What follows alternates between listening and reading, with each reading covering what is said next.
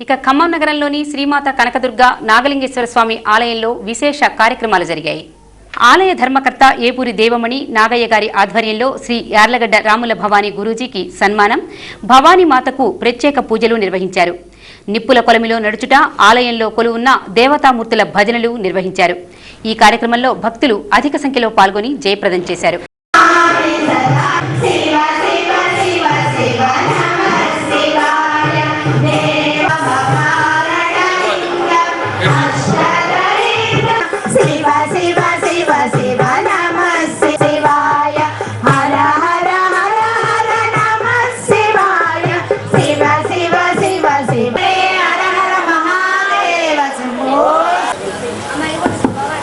Doctor Srinivasarao గారు, doctor Srinivasarao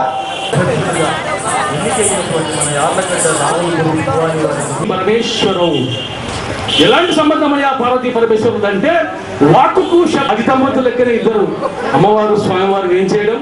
అందులో మన ఆంధ్ర వల్లకులు బంగారం అయిపోతుంది. మనం కోరిన కోరికలు ఫలిస్తాయి. మంచి అనుకున్న పనులు మంచిగా సక్రమంగా అయిపోతాయి. ఇక్కడ భవానీలు, భవానీ స్వాములు, భవానీ అమ్మలు చాలా మంది వ్రతాలు నోముకోవడం, ఇక్కడ ప్రత్యేక పూజలు చేయించుకోవడం, ఈ గుడిలో ప్రత్యేక పూజలు బాగా జరుగుతాయి.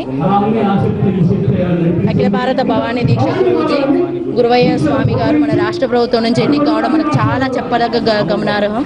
ఖమ్మం పట్టణంలో సంవత్సరాలైన స్వామి గత 20 సంవత్సరాలుగా విజయ గురుభవాని యార్లగడ్డ రాముల గురుభవాని ఆధ్వర్యంలో దీక్ష తీసుకోవడం జరిగింది. 10 సంవత్సరాల నాడు అప్పటి నుంచి సక్సెస్ఫుల్గానే వచ్చారు.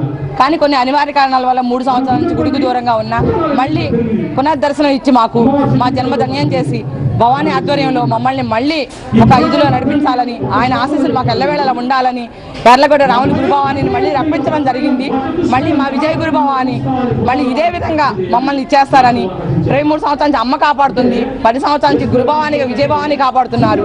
మళ్ళీ అదే విధంగా యార్లగడ్డ రాముల గురుభవాని ఆధ్వర్యంలో మా భవానీ గురుభవాని విజయ గురుభవాని ఆధ్వర్యంలో కూడా మమ్మల్ని భవానీ ఎప్పటికీ కూడా ఎల్లవేళలా